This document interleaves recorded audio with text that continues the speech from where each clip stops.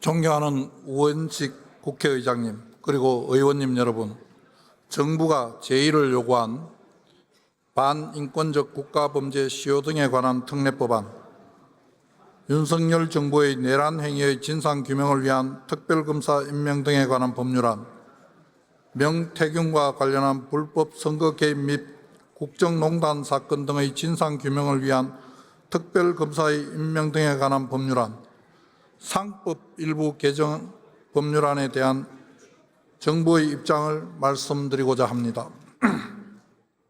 먼저 반인권적 국가범죄 시효 등에 관한 특례법안의 문제점을 말씀드리겠습니다.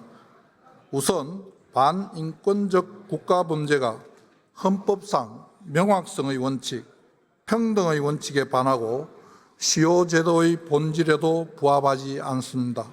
이 법안은 반인권적 국가범죄에 대한 명확한 정의 규정 없이 죄명만을 열거하고 공무원의 살인이나 군대 지휘관의 가혹행위로 인한 사망, 중상해뿐만 아니라 수사기관의 직권 남용 등도 고소인 등의 일방적인 주장만 있으면 반인권적 국가범죄에 포함시키는 문제가 있습니다.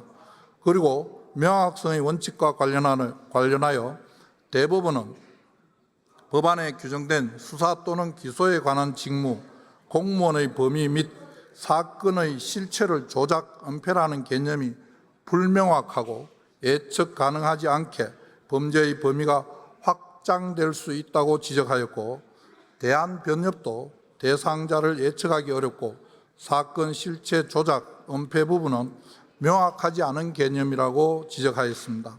한편 현행법상 내란 외환의 죄나 성폭력 범죄로 사람을 살해하는 죄 등과 같이 공소시효를 배제하는 범죄들은 법정형의 대부분 사형, 무기형 등이 규정되어 있는 아주 중한 범죄들입니다. 그러나 이 법안과 같이 통상적인 사법방해 행위에 대해서까지 시효를 일괄 배제시키는 사례는 찾아보기 어려워 평등의 원칙에 반할 소지가 있습니다. 이 법안은 사망, 중상해나 국가보안법 제12조 무고날조를 제외하면 상한만 규정된 법정형이 가벼운 범죄들이고, 공소시효는 모해 위정, 증거인멸과 범인 도피 외에는 7년에 불과합니다. 아울러 시효는 법적 안정성만이 아니라 한정된 자원을 효율적으로 배분하여 더 많은 사람을 구제하는 순기능도 있습니다. 불분명한 개념 정의로 비교적 가벼운 범죄들까지 시효를 배제하기보다는 사법 절차 내에서 신속한 구제가 이루어지도록 하는 것이 더 바람직하다고 생각합니다. 또한 민사 단기 소멸 시효를 배제한 판례나 유사 입법례가 없고 진정 소급 입법으로 위헌 소지가 있습니다. 소멸 시효는 장기간 권리를 행사하지 않는 경우 법적 안정성을 저해하는 것을 방지하기 위한 민사법의 대원칙이고, 단기 소멸시효를 배제한 판례나 입법례가 없어 소멸시효의 일률적 배제는 과도한 측면이 있습니다.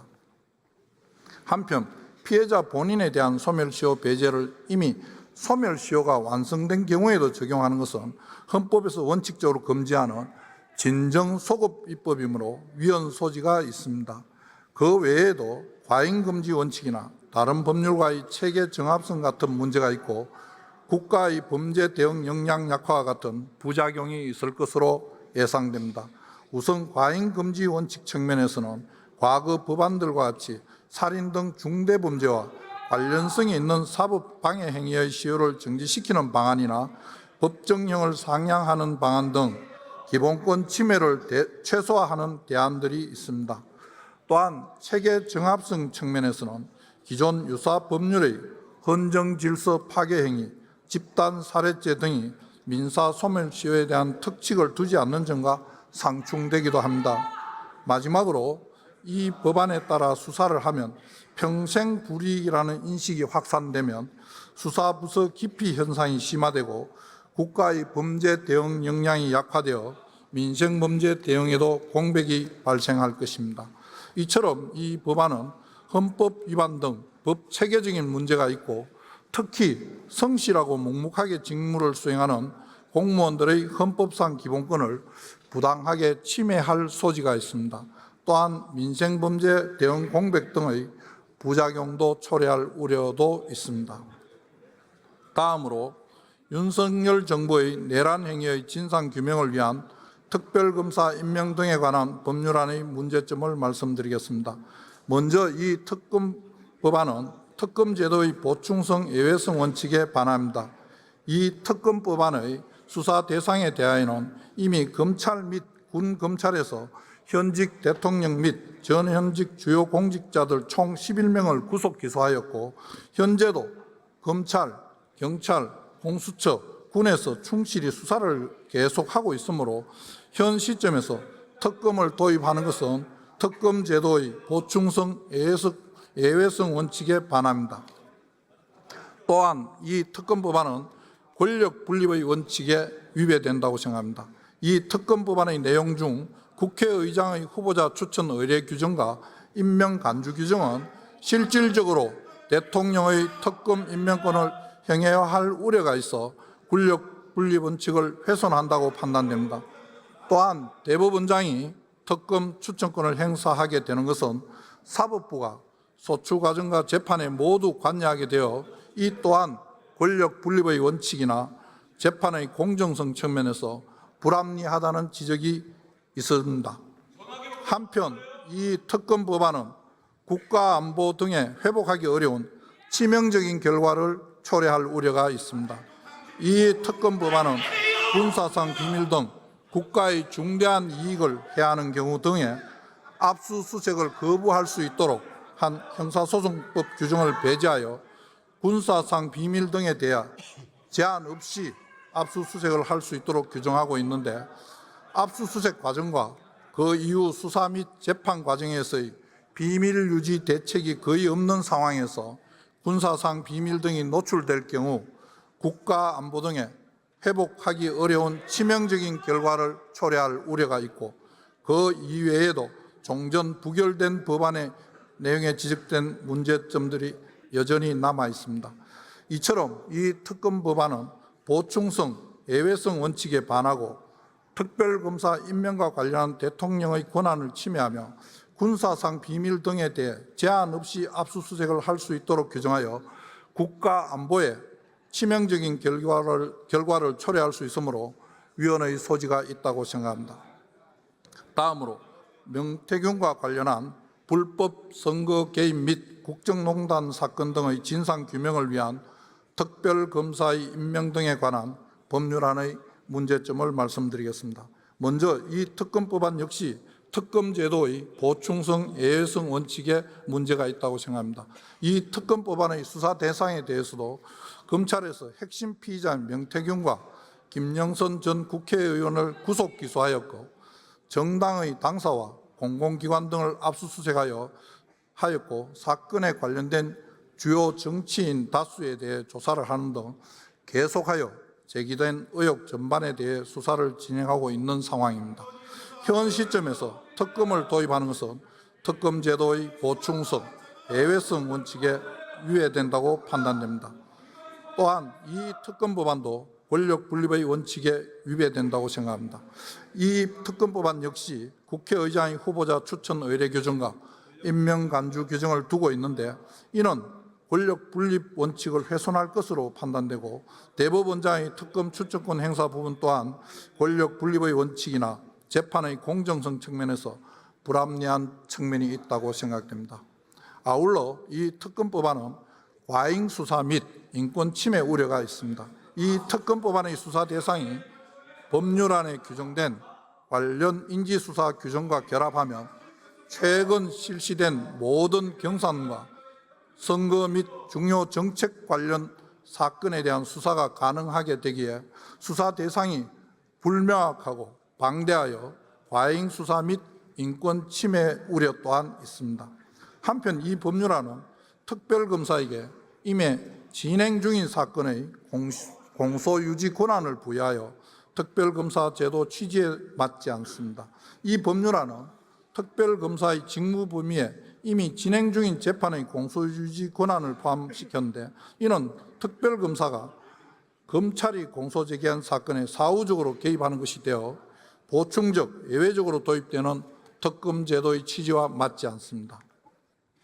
이처럼 이 특검법안은 보충성, 예외성 원칙에 반하고 특별검사 임명과 관련한 대통령의 권한을 침해하며 수사 대상이 불명확하고 방대하여 과잉 수사 및 인권 침해 우려가 있습니다. 특별검사의 직무 범위에 이미 진행 중인 재판의 공소유지 권한을 포함시키는 것은 보충적 예외적으로 도입되는 특별검사 제도의 취지와 맞지 않으므로 신중한 검토가 필요하다고 생각합니다. 마지막으로 상법 일부 개정 법률안의 문제점을 말씀드리겠습니다.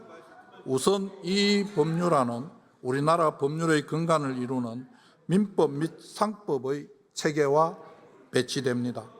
민법과 상법상 확립된 법리인 법인격 독립론에 따라 이사는 주주가 아닌 회사와의 유임관계 하에서 회사를 위해서 수행하는 것으로 통설과 판례가 인정하고 있습니다. 그럼에도 이 법률안은 이사의 의무 상대방으로 직접적 위임관계가 없는 주주를 병렬적으로 규정하고 있는데 이는 우리 민법의 법인제도 및 상법의 회사제도와 근본적으로 맞지 않습니다. 이사의 주주에 대한 충실 의무는 불문법 국가인 미국의 일부 주에서 판례법상 특별한 경우에 인정되는 법리일 뿐 이 법률안과 같이 성문법의 포괄적인 형태로 이사의 주주에 대한 충실 의무를 규정하는 나라는 확인되지 않습니다. 이에 국회 전문위원과 법원 행정처도 우리나라의 기본적 법 체계에 맞지 않다며 우려를 표한 바 있는 것으로 알고 있습니다. 다음으로 이 법률안은 의무의 충돌 상황에서 이사에게 어떤 행동을 해야 하는지 그 기준을 제시하지 못합니다. 이 법률안은 개별 주주에 대한 충실 의무를 규정하고 있으나 주주마다 이해관계가 모두 상이하므로 이사의 각 개별 주주에 대한 의무는 서로 충돌할 수밖에 없습니다. 하지만 이 법률안은 개별 주주의 서로 다른 이해관계를 어떻게 조화할 것인지 판단 기준을 제시하지 않습니다. 그 결과 수범자인 이사는 민형사상 책임 가능성 때문에 경영상 의사결정을 하기가 어렵게 되고 기업의 성장 동력은 훼손되게 될 것이며 장기적으로는 주주 가치 하락으로 이어질 것입니다. 또한 배임죄 적용 범위가 과도하게 확대될 우려가 있습니다. 현행법상 개별 주주에 대한 배임죄는 성립하지 않는 것으로 해석합니다. 그런데 개정안은 이사의 주주에 대한 신임관계를 규정하는 것으로 해석될 수 있고 이 경우 개별 주주에 대한 배임죄까지 성립하여 처벌 범위가 확대될 우려가 있습니다. 주가 하락 등을 계기로 일부 주주들이 고소와 고발을 남발하고 경영진을 압박하는 경우 지금까지와는 다른 차원의 혼란이 유발될 것입니다. 배임죄는 기술 유출, 공공비리 등 회사법 외의 영역에서도 폭넓게 적용되고 있어 폐지 시 형사처벌에 공백이 발생할 수도 있습니다. 그러므로 배임죄의 폐지가 대안이 될 수도 없다고 생각합니다. 아울러 이 법률안은 입법 취지와 달리 주주 보호에 역행하는 방식으로 해석될 소지도 있습니다. 개정안의 취지는 이사가 지배주주 이익만 추구하는 결정을 할 때 일반 주주가 손해배상을 청구할 수 있게 하는 것입니다. 그러나 주주 모두를 만족시킬 수 있는 그런 상황이 아닌 의무의 충돌이 발생되는 상황에서 이사는 다수결의 남용이 아닌 이상 지배주주를 포함한 다수의 이익에 충실한 판단을 할 수밖에 없습니다. 입법 목적과는 반대로 이 법률안에 따르면 지배주주를 위해 의사결정을 한 이사가 면책될 가능성이 더 높아집니다. 그 이외에도 개정안은 여러 위헌 소지가 있습니다. 이사에게 금지되는 행위가 무엇인지 어떻게 하면 면책이 되는지 예견할 수 없어 명확성의 원칙에 반할 소지가 있습니다. 그리고 법률로 국민의 권리를 제한하거나 의무를 부여하는 경우 과잉 금지의 원칙을 준수하여야 합니다. 이에 정부는 이 법안의 문제점을 고려하여 상장사의 합병 등 조직 재편 상황을 특정하여 이사가 주주의 정당한 이익 보호에 노력해야 한다는 점을 명시하는 등 자본시장법 개정안을 대안으로 제안한 바 있습니다. 정부의 대안과 비교해보면 개정안은 중대한 부작용이 우려되고 수단의 적합성, 법익 균형성 및 피해의 최소성 요건을 결여하여 과잉 금지 원칙 위반의 소지가 있습니다. 이처럼 상법 개정안은 기본법인 민상법 법체계에 배치되고 배임죄 적용 범위를 과도하게 확대할 우려가 있습니다. 또한 입법 취지와 달리 회사 경영진에는 불확실성을 초래하면서 주주 보호에 역행하는 방식으로 해석될 소지가 있고 위헌 소지도 있는 등 많은 문제점을 가지고 있습니다. 지금까지 정부가 제의 요구한 법률안들의 문제점을 간략히 설명드렸습니다. 이 법률안들은 그 내용에 있어 헌법에 위반될 여지가 상당하거나 부작용이 심각할 것이기 때문에 이를 바로잡는 것은 정부에 부여된 당연한 책무입니다. 의원님들께서 이러한 점을 깊이 고려하셔서 부디 이 법률안들의 문제점을 다시 한번 살펴봐 주실 것을 간곡히 요청드립니다. 감사합니다.